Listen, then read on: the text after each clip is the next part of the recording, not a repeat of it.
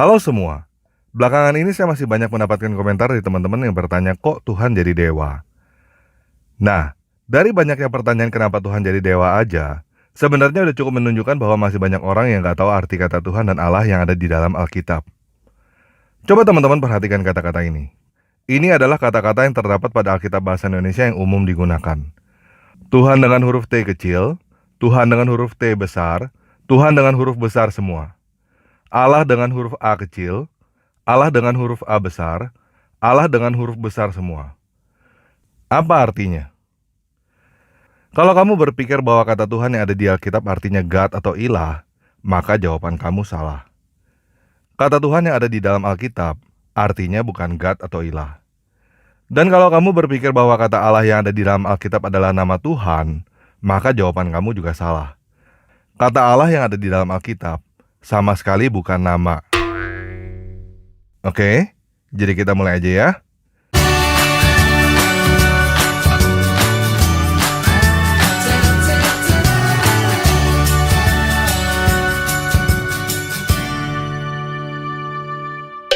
Nah, hal pertama yang perlu teman-teman ketahui adalah Alkitab sudah diterjemahkan ke dalam bahasa Melayu sejak abad ke-17.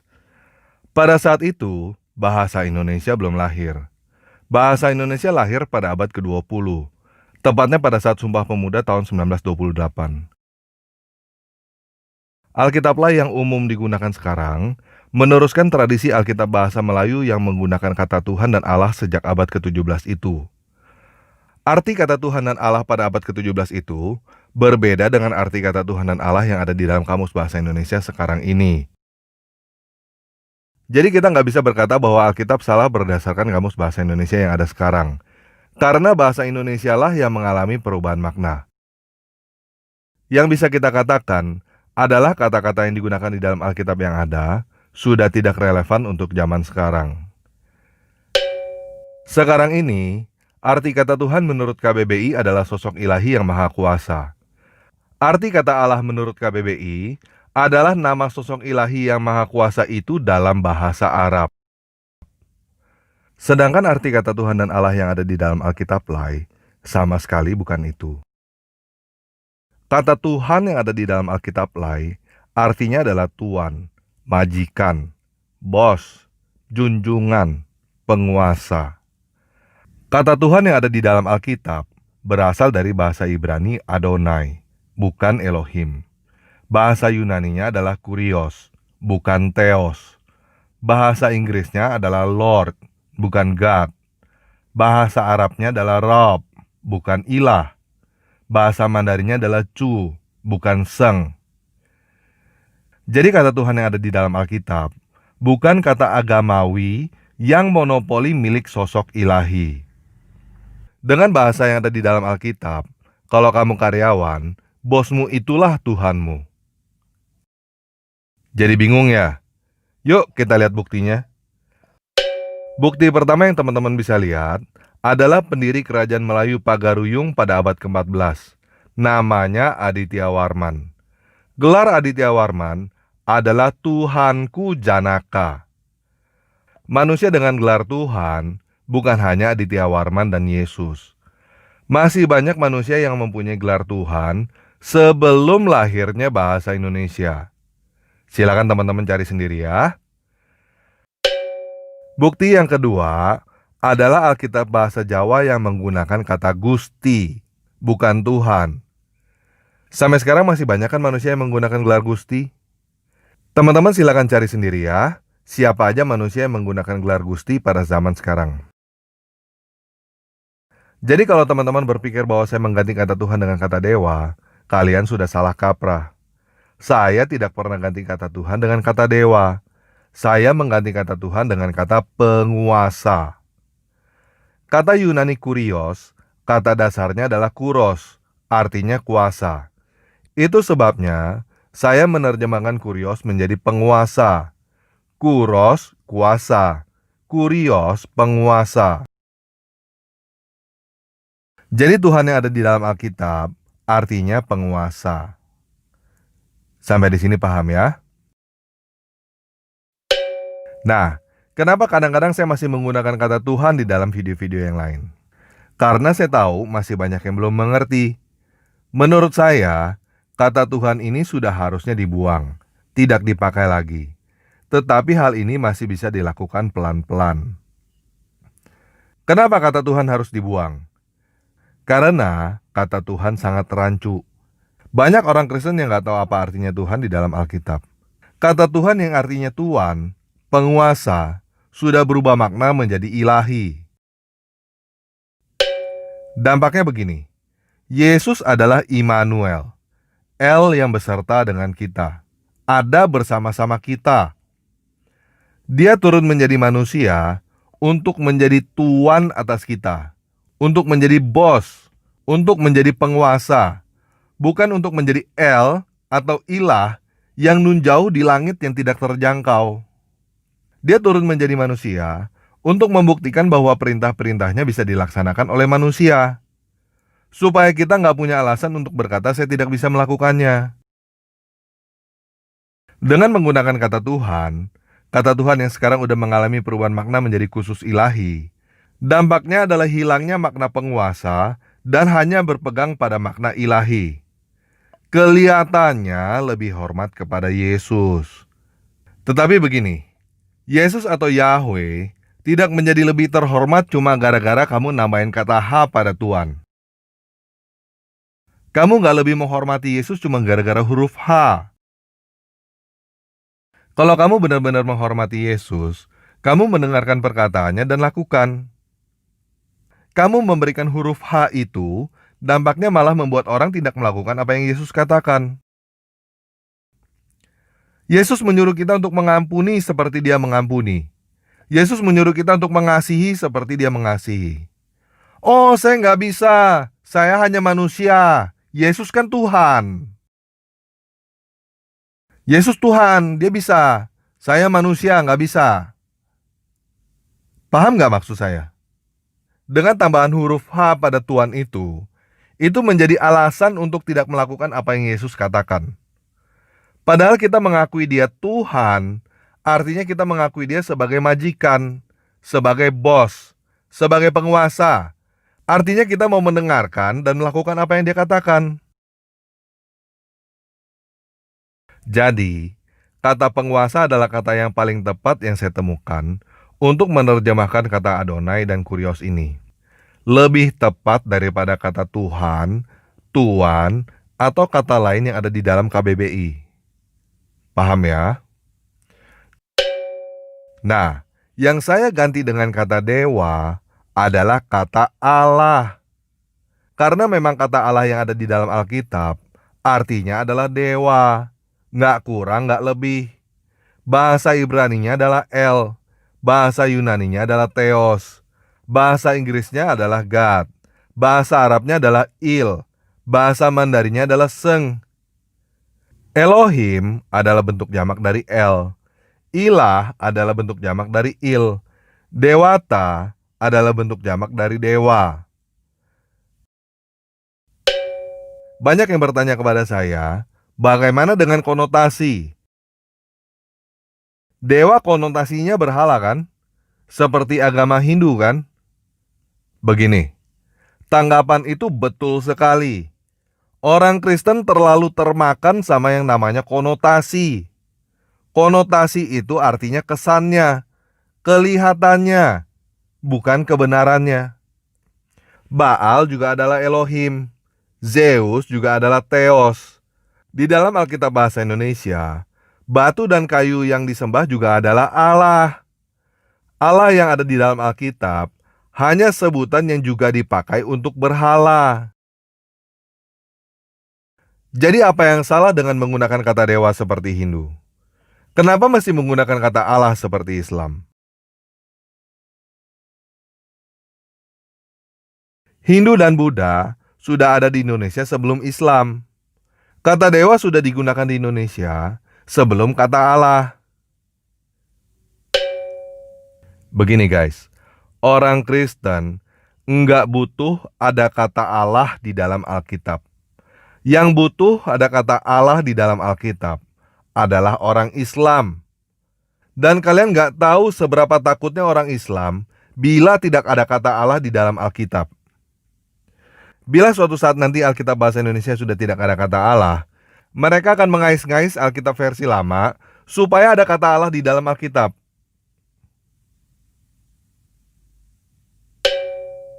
Teman-teman tahu gak kalimat pertama di dalam syahadat Islam? Tidak ada Tuhan selain Allah. Dengan adanya kata Allah di dalam Alkitab, kalian sudah separuh Islam. Kalian sudah dipaksa untuk melihat Alkitab dengan sudut pandang Islam. Dan kita yang benar-benar mempelajari Alkitab, seharusnya udah tahu bahwa sudut pandang Islam itu bertolak belakang dengan sudut pandang Alkitab yang sebenarnya. Nah, buat teman-teman yang belum tahu, silakan teman-teman cek sendiri ya. Ini sumbernya dari Islam sendiri, bukan dari saya. Nilai nama Allah adalah 66. Terdengar mirip sesuatu? Teman-teman yang Kristen pernah dengar 666? Ini adalah bentuk 666 di dalam bahasa aslinya, di dalam bahasa Yunani. Ini adalah bentuk nama Allah di dalam bahasa aslinya, di dalam bahasa Arab. Sekarang saya flip horizontal bentuk 666 ini dan saya putar 90 derajat. Teman-teman udah bisa lihat sesuatu?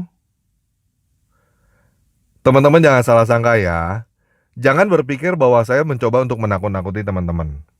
Saya tidak berkata bahwa menyembah Allah adalah menyembah setan, masuk neraka, atau apapun semacam itu. Tenang aja. Buat teman-teman Kristen yang masih mau menggunakan kata Allah, silakan. Terusin aja nyanyi puja-puja Allah Maha Besar. Tetapi ingat ya, di tempat lain, dewa yang bernama Allah itu menyuruh orang untuk memancung batang leher kalian, dalam kurung di medan perang. Dan jangan heran jika suatu saat nanti, mungkin anak cucumu yang akan memancung batang leher orang dalam kurung di medan perang. Karena seperti yang sudah saya katakan, dengan adanya kata Allah di dalam Alkitab, kalian sudah separuh Islam. Nah, bagaimana dengan dari dulu bangsa Arab sudah menggunakan kata Allah sebelum Islam? Ya, mungkin itu betul. Tetapi itu tidak mengubah kenyataan bahwa kita seharusnya menerjemahkan Alkitab ke dalam bahasa Indonesia, bukan ke dalam bahasa Arab. Begini, di luar negeri, dari zaman dulu, aqua artinya adalah air. Tetapi di Indonesia, aqua adalah merek. Untuk apa menerjemahkan water ke dalam bahasa Indonesia menjadi aqua? Kenapa nggak terjemahin aja menjadi air? Apakah teman-teman nggak lihat ada pesan-pesan sponsor di situ? Buat teman-teman yang belum tahu, adanya kata Allah di dalam Alkitab bahasa Indonesia karena di dalam tim penerjemah zaman dulu ada orang Islamnya. Salah satu nama orang terkenal yang ikut dalam tim penerjemah Alkitab adalah Abdullah Abdul Qadir Munshi, orang Islam. Bahasa Indonesia mempunyai kata sendiri untuk menerjemahkan God, yaitu dewa. Untuk apa menggunakan kata Allah? Dan silakan teman-teman cek statistik. Semua negara yang menggunakan kata Allah di dalam Alkitabnya menjadi negara mayoritas Muslim. Silakan teman-teman cari, apakah ada negara yang Alkitabnya menggunakan kata Allah menjadi negara mayoritas Kristen? Setahu saya nggak ada. Kenapa negara yang menggunakan kata Allah menjadi mayoritas Muslim dan negara yang tidak menggunakan kata Allah, Islam susah masuk? Karena pertanyaan pertama di negara-negara yang tidak menggunakan kata Allah adalah siapakah dewa yang bernama Allah? Di negara-negara yang menggunakan kata Allah di dalam Alkitabnya, tidak ada pertanyaan siapa dewa yang bernama Allah itu. Seperti kata Ustadz Insan Mokoginta, Quran hanya memberi info dan mengkritik. Tetapi untuk membuktikannya, lihat di Alkitab itu. Ngerti gak maksudnya? Tanpa ada kata Allah di dalam Alkitab, Al-Quran gak bisa apa-apa.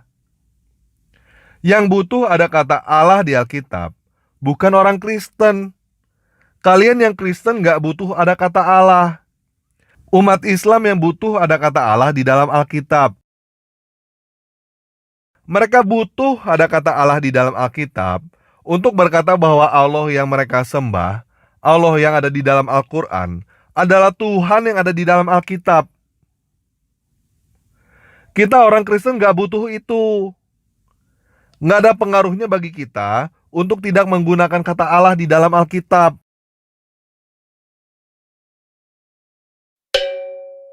Nah, bagaimana dengan Pak Bambang Nursena dan saudara-saudara yang lain? Sederhananya saya bisa ibaratkan begini.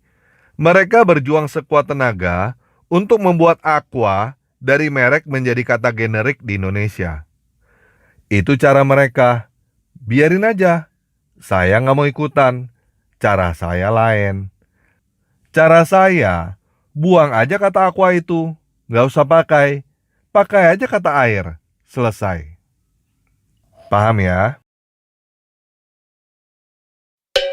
Nah, sekarang kita lihat dua kalimat ini. Ini adalah syahadat umat Islam. Tidak ada Tuhan selain Allah. Ini adalah apa yang tertulis di dalam Alkitab. Jangan ada Allah lain di hadapanku. Lihat bedanya? Bingung ya? Sekarang kita bahas syahadat Islam dulu ya. Tadi kita udah membahas bahwa Allah adalah nama dewa bangsa Arab kan? Kita juga udah bahas bahwa kata Tuhan yang ada di dalam Alkitab artinya penguasa. Tetapi kata Tuhan yang ada di dalam kalimat syahadat itu, bahasa aslinya adalah ilah, bukan Rob.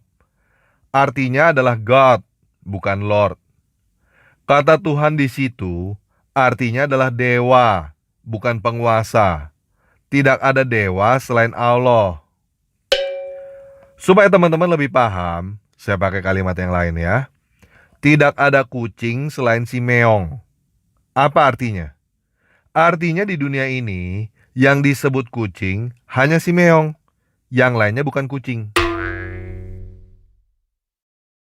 Sekarang kita lihat kalimat ini. Jangan ada kucing lain di hadapan si meong. Apa artinya? Artinya di dunia ini kucing banyak. Tetapi jangan ada kucing lain di hadapan si meong. Maksudnya begini, sudut pandang Alkitab berbeda dengan sudut pandang Islam. Sudut pandang Alkitab, yang disebut Allah itu banyak, yang disebut dewa itu banyak. Tetapi kamu hanya boleh punya satu dewa, yaitu Sang Penguasa. Supaya lebih paham lagi begini ya, ibu yang melahirkan kamu ada berapa? Ada satu kan? Ibu saya juga satu. Ibu kamu wanita kan? Cantik kan? Ibu saya juga wanita cantik. Ibu kamu matanya dua, tangannya dua, kakinya dua kan? Iya, ibu saya juga. Jadi ibu saya adalah ibu kamu. Kamu harus berbakti kepada ibu saya. Namanya Inem. Apa? Ibu kamu namanya bukan Inem. Wah, kamu salah. Ibu kamu namanya Inem. Apa? Ibu kita berbeda. Jadi kamu punya banyak ibu. Kamu salah. Ibu hanya ada satu. Kok kamu berkata ibu kita berbeda? Ibu kita sama. Namanya Inem. Kamu harus berbakti kepada ibu saya. Namanya Inem. Nah, ini adalah sudut pandang Islam. Sudut pandang Kristen gak begitu. Di dunia ini yang namanya ibu banyak. Tetapi ibu saya cuma ada satu, dan namanya bukan Inem. Dewa di dunia ini banyak, tetapi kita hanya punya satu dewa, dan namanya bukan dewa Allah. Paham ya? Nah, kalau teman-teman menolak menggunakan kata dewa, yang pertama terjadi adalah kerancuan arti kata Tuhan dan Allah antara Islam dan Kristen. Yang kedua, yuk kita lihat ini. Ini adalah dewa Quan Kong. Kalau kalian berkata dewa bukan Tuhan, dewa bukan Allah, berarti umat Islam boleh ada dewa Quan Kong selain Allah. Umat Kristen boleh ada dewa Quan Kong di hadapan Yahweh. Kan dewa bukan Tuhan. Kan dewa bukan Allah. Sekarang udah bisa paham belum kenapa harus menggunakan kata dewa? Dengan membuang kata dewa, bahasa Indonesia tidak ada kata untuk menerjemahkan kata God. Oke? Paham ya? Sekarang saya mau nanya lagi kepada teman-teman yang Kristen. Kita pakai bahasa Indonesia yang umum aja ya. Kalian sering berkata Tuhan Allah kan? Tuhan Allah itu artinya apa? Biar lebih gampang begini. Kalian berkata Tuhan Yesus kan? Tuhan Yesus artinya apa? Tuhan Yesus itu artinya Tuhan yang bernama Yesus. Jadi Tuhan Allah itu artinya Tuhan yang bernama. Nah, apakah Tuhannya teman-teman yang Kristen itu bernama Allah? Bukan guys. Kalau kamu Kristen, nama Tuhanmu, nama dewamu, bukan Allah.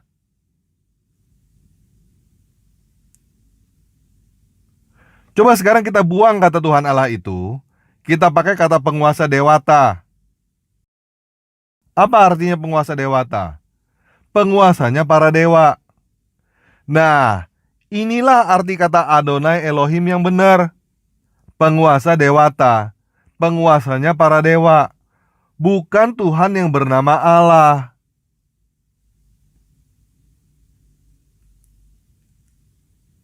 Dengan menggunakan kata Tuhan Allah, berapa banyak orang Kristen yang pikir bahwa Tuhan itu namanya Allah? Teman-teman pernah survei gak berapa banyak orang Kristen yang gak tahu bahwa kata Tuhan yang ada di dalam Alkitab Perjanjian Lama adalah sebutan pengganti untuk nama Yahweh? Berapa banyak orang Kristen yang ngatain aliran yang menyebut Yahweh adalah aliran sesat? Coba pikir benar-benar. Menyebut nama Yahweh, nama yang benar, dewanya bangsa Israel adalah sesat. Sedangkan menyebut nama Allah, nama dewanya bangsa Arab, tidak sesat. Logikanya di mana? Nah, teman-teman jangan salah sangka ya. Saya bukan aliran Yahweh atau Yehova. Karena nama penguasa dan dewa saya adalah Yesus. Saya diselamatkan di dalam nama Yesus, bukan di dalam nama Yahweh. Apalagi di dalam nama Allah. Allah itu bukan nama Tuhannya bangsa Israel yang ada di dalam Alkitab. Alangkah menyedihkannya umat Kristen yang gak tahu nama Yahweh, taunya nama Allah. Ini umat Kristen yang gak tahu apa-apa. Udah gak tahu apa-apa, berani ngatain yang lain sesat lagi. Terus masih meninggikan nama Allah lagi. Nama dewa Arab yang suruh orang pancung batang leher orang Kristen. Jadi begini, terserah menurut kamu bagaimana, tetapi menurut saya, adanya kata Allah di dalam Alkitab adalah jerat yang harus segera dilepaskan. Kita udah salah ratusan tahun. Gak ada alasan untuk kita terus melakukan kesalahan yang sama beberapa ratus tahun lagi. Saya mulai inisiatif menggunakan kata dewa. Ini adalah kata yang tepat dan benar, walaupun kita tidak terbiasa. Mengubah kebiasaan bukan hal yang mudah. Saya berharap teman-teman yang Kristen, apapun alirannya, mau melanjutkan apa yang sudah saya mulai. Tetapi jangan berpikir bahwa saya memaksa ya. Saya tidak memaksa teman-teman menggunakan kata dewa. Tetapi teman-teman juga jangan memaksakan saya menggunakan kata Allah. Saya tidak tunduk kepada nama Allah, nama dewa bangsa Arab. Nama Allah itu bukan apa-apa bagi saya. Udah saya buang. Teman-teman Kristen yang mempertanyakan saya Kristen atau Hindu karena menggunakan kata dewa, saya tanya balik. Kamu Kristen atau Islam? Kenapa menggunakan kata Allah? Teman-teman yang masih mau menggunakan kata Allah, ya silakan. Saya nggak berkata bahwa kamu sesat. Saya juga tidak berkata bahwa kamu akan masuk neraka atau semacam itu. Saya cuma berkata, suatu saat nanti, mungkin anak cucumu akan masuk Islam dan pancung batang leher orang. Sekarang, kamu mungkin tahu bahwa Allah yang ada di dalam Al-Quran bukan Allah yang ada di dalam Alkitab. Tetapi nanti anak cucumu belum tentu tahu. Hal pertama yang selalu umat Muslim lakukan adalah berusaha meyakinkan bahwa Allah yang mereka sembah adalah Tuhan yang ada di dalam Alkitab. Mereka mudah melakukan hal itu di Indonesia karena Alkitab bahasa Indonesia menggunakan kata Allah. Alkitab sudah diterjemahkan menggunakan kata Allah sejak abad ke-17. Sudah hampir 400 tahun. 400 tahun ini apa hasilnya? Hasilnya, Indonesia adalah negara mayoritas muslim terbesar di dunia. Dan daerah-daerah di Indonesia yang mayoritas penduduknya kuat beriman Kristen adalah daerah yang tidak menggunakan kata Allah. Contohnya Batak. Mau sampai kapan teman-teman yang Kristen baru mau sadar? Kita mau mengubah kebiasaan mulai dari sekarang atau mau tunggu beberapa ratus tahun lagi? Mau tunggu sampai anak cucu kita ada yang pancung batang leher orang demi berbakti kepada dewa yang bernama Allah itu? Saya sih memilih untuk berubah mulai dari sekarang. Dan saya berharap teman-teman juga mau melanjutkan apa yang sudah saya mulai. Kenapa harus kita yang mulai? Begini, sekarang ini kata Tuhan sudah mengalami perubahan makna dan hal ini sudah disahkan di dalam KBBI.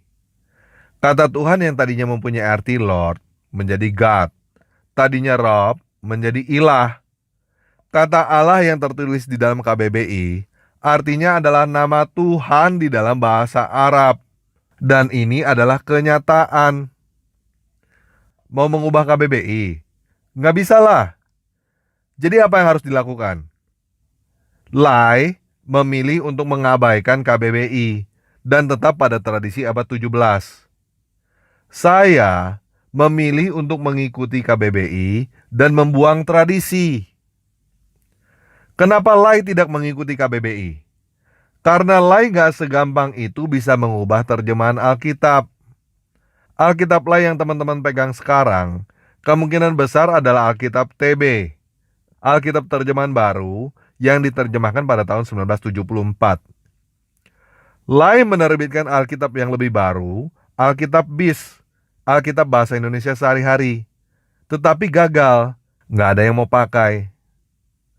Menerjemahkan Alkitab ke dalam satu bahasa bukan pekerjaan yang enteng. Organisasi sebagus Lai aja memakan waktu 20 tahun untuk menerjemahkan Alkitab ke dalam satu bahasa. Teman-teman bisa bayangkan sendiri berapa tenaga dan biaya yang diperlukan untuk 20 tahun menerjemahkan Alkitab. Kenapa harus 20 tahun? Karena Lai harus mendapat persetujuan dari PGI. Siapa PGI? PGI adalah seluruh denominasi Kristen, termasuk Katolik.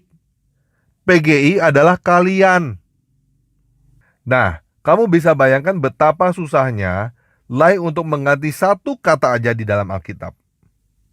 Sedangkan saya nggak perlu persetujuan PGI. Saya adalah penerjemah independen, tidak terikat pada doktrin gereja manapun. Jadi saya bisa dengan mudah membuang Tuhan dan Allah di dalam Alkitab yang saya terjemahkan. Lai nggak bisa. Inisiatif perubahan seperti itu tidak bisa datang dari Lai, harus datang dari jemaat, dari kita. Itulah yang saya lakukan dengan Open Biblika dan tanpa ragi. Open Biblika adalah platform terbuka bagi siapapun untuk menerjemahkan Alkitab ke dalam bahasa apapun. Dulu, Martin Luther mengambil inisiatif menerjemahkan Alkitab ke dalam bahasa Jerman tanpa persetujuan gereja Katolik. Dengan resiko dianggap sesat. Sekarang, saya mengambil inisiatif untuk membuat platform supaya semua orang bisa ikut mengambil inisiatif menerjemahkan seperti Martin Luther dengan resiko dianggap sesat juga. Siapapun kamu, apapun agama kamu, saya bisa menemukan orang yang menganggap kamu sesat. Jadi buat apa pikirin hal semacam itu? Buat apa diakui tidak sesat oleh manusia? Dan buat apa stres dibilang sesat oleh manusia? Bagi saya, dianggap sesat itu mah bodoh amat. Nggak ada yang salah dalam menerjemahkan Alkitab. Yang salah adalah tidak membaca Alkitab. Jadi buat teman-teman yang takut membaca Alkitab, saya mau berkata begini. Jangan dengerin orang-orang yang berkata bahwa kamu bisa sesat bila membaca Alkitab sendiri. Jangan dengerin orang yang berkata bahwa kamu tidak boleh mengerti Alkitab dengan pikiranmu sendiri. Mereka yang ngomong seperti itulah penyesatnya. Kamu harus baca Alkitab sendiri. Kamu harus mengerti Alkitab dengan pikiranmu sendiri. Karena Alkitab adalah buku terang yang personal. Setiap orang punya jalan hidup masing-masing. Dan Alkitab mampu menerangi langkah setiap orang masing-masing berdasarkan jalan hidup masing-masing. Jadi kamu gak akan menjadi sesat dengan membaca dan memahami Alkitab sendiri. Kamu akan menjadi sesat bila kamu tidak membaca Alkitab dan memahami Alkitab berdasarkan pikiran orang lain. Alkitab tidak butuh buku lain untuk menjadi panduan, dan kamu gak butuh guru untuk mengerti Alkitab. Karena Roh Kudus yang akan memandu dan mengajari kamu secara langsung. Jadi kalau kamu Kristen dan kamu mau berkata saya sesat, saya gak peduli. Saya cuma berusaha supaya batang lehermu tidak dipancung dalam kurung di medan perang dalam nama Allah yang kamu tinggikan itu. Cara saya adalah dengan membuang kata Allah yang ada di dalam Alkitab. Nah, kenapa saya tidak menggunakan kata Elohim seperti ILT dan IMB? Kenapa saya tidak menggunakan kata sesembahan atau kata yang lain? Karena saya udah periksa. Elohim, sesembahan, atau kata lain yang mau kamu usulkan itu tidak ada di dalam kamus bahasa Indonesia. Yang ada pilihannya adalah ilah dan dewa. Saya memilih dewa karena dewa mempunyai bentuk jamak dewata yang ada di dalam KBBI juga. Sedangkan ilah adalah bentuk jamak. Bentuk tunggalnya il tidak ada di dalam KBBI. Jadi, dewa adalah satu-satunya pilihan yang paling tepat yang saya temukan. Kalau kamu tetap gak mau pakai kata dewa, ya sudah, itu urusanmu. Tapi jangan paksa saya pakai kata Allah. Allah bukan dewa saya, bukan penguasa saya, bukan Tuhan saya. Tuhan saya, penguasa saya, dewa saya adalah Yesus Kristus. Oke? Sekian video kali ini. Yesus Kristus penguasa kita memberkati.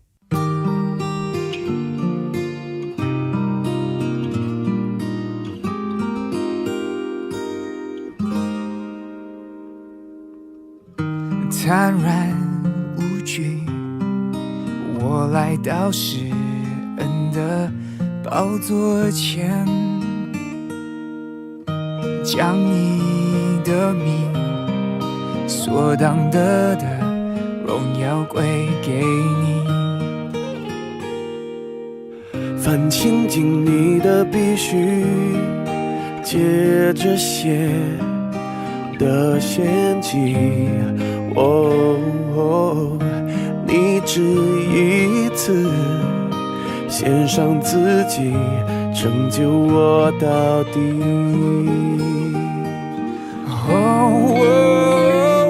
我怎么会不配当你的儿女？你赦免了我的罪孽，你是我的肩，慈爱和怜悯，你全心听我的声音。主，你向我仰脸，安慰和帮助，将平安充满我的心。主，你保护我，保护我性命，至高者你建立我心。Yeah, come on. 坦然无惧，我来到施恩的宝座前，将你的名所当的荣耀归给你。凡亲近你的必须借着血的献祭。哦，你只一次献上自己，拯救我到底。我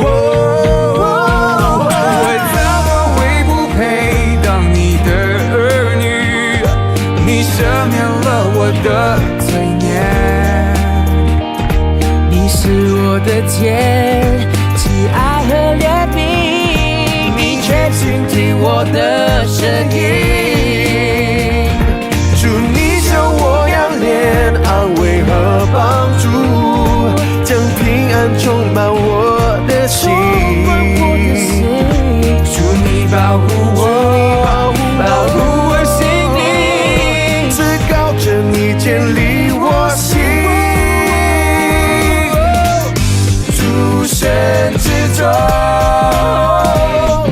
谁能与你相比？你的作为也无可比。主，你向我仰脸，安慰和帮助，将平安充满我